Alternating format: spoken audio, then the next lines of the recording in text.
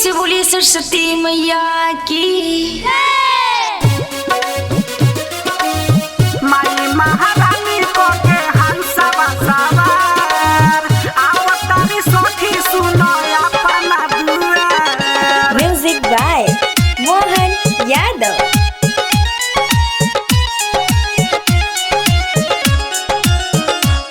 ले आवो आरती के थाली हो, देरी जन करो हाली हो। ले आवो आरती के थाली हो, देरी जन करो हाली हो। माई सरस्वती आवत हुई है अपना दुआरी हो। सगरी सामान को के राखो तो यार, सगरी सामान को के राखो तो यार। माई महारानी को के हंसवा सवार आवतारी सखी सुनो अपना दुआर। माई महारानी को के हंसवा सवार आवतारी सखी सुनो अपना दुआर।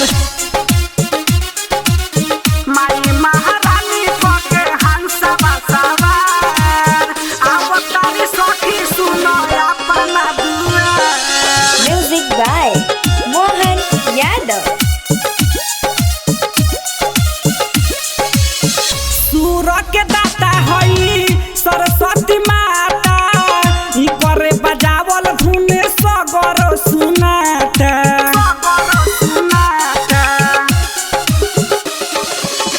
सूर के दाता हई सरस्वती माता, ई करे बजावल धुने सगर सुनाता। चांद सूरज आगे पर जल फीका, बालिका ना बाली जब लगाओ सटीका। देखे ला देव तो भी खोजे ले सुतार, देखे ला देव तो भी खोजे ले सुतार। माई महारानी को के हंसवा सवार आवतारी सखी सुनो अपना दुआर।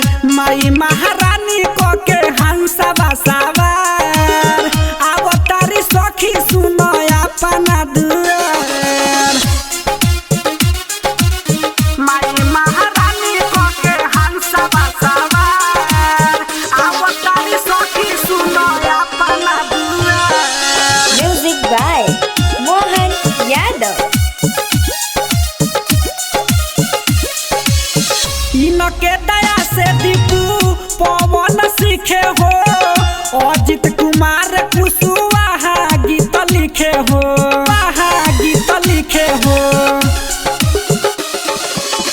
इनके दया से दीपू पवन सीखे हो, अजित कुमार कुशवाहा गीत लिखे हो।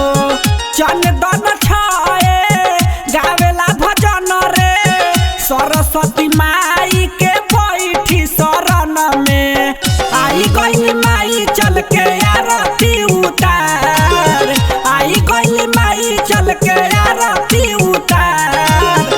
माई महारानी को के हंसवा सवार आवतारी सखी सुनो अपना दुआर। माई महारानी को के हंसवा सवार आवतारी सखी सुनो अपना दुआर। Mix by Chandan Pandey.